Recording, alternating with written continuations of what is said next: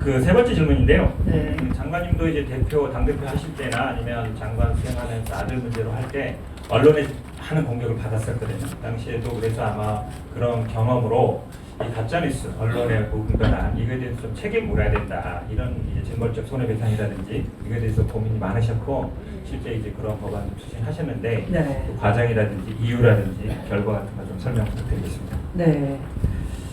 그 조중동 이른바 조중동 뭐 이런 그 언론 재벌, 그러니까 언론 스스로가 대형화돼서 재벌 그 언론계의 재벌이라 할 수 있는 데도 있고, 그 다음에 이제 뭐 기업이 또 언론을 지배해서 재벌 소속의 언론, 그러니까 재벌 언론도 있는 거죠.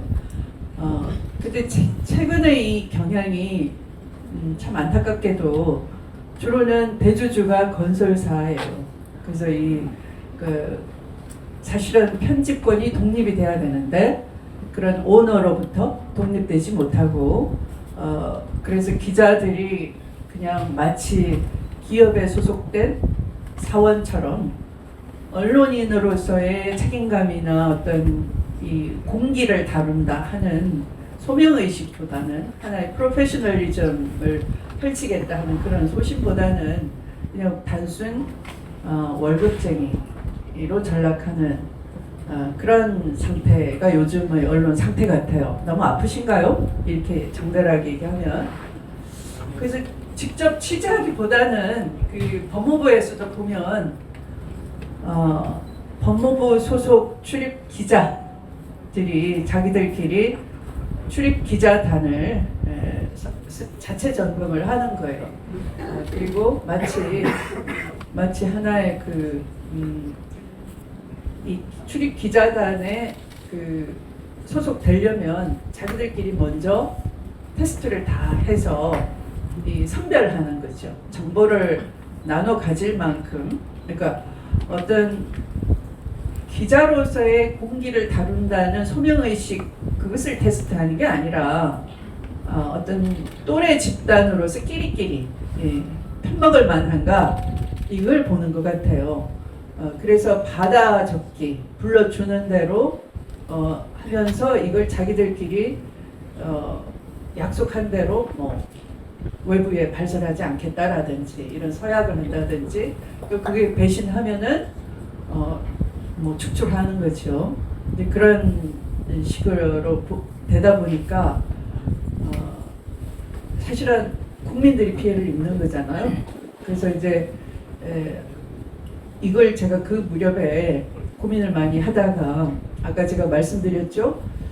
국민의 헌법에 적시된 기본권을 표현하는, 법률적으로 표현하는, 어떻게 표현하면 되는가, 국민의 권리를 그거 하는 데가 법무부라고 말씀드렸잖아요. 그래서 이제 그 상법에 보면은 그 상행위로 그러니까 영업 활동으로 기업이 가짜 뉴스를 배포를 해서 피해를 야기할 때에는 얼마든지 그걸 상행위로 책임을 물을 수가 있겠구나 라고 이제 생각을 해서 그걸 이제 그 상법 조항을 개정을 했어요.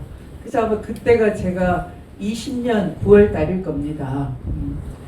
그때 그 두 가지였는데 하나는 집단소송제하고 또 같이 이제 그때 제가 당정 협의를 거쳐서 정부안으로 법무부안으로 냈던 것이 집단소송제하고 이 가짜뉴스 배포로 인한 그 상법상의 그 손해배상 책임을 제가 피해액의 5배까지 책임을 지도록 하는 그런 법률안 정부안을 냈어요.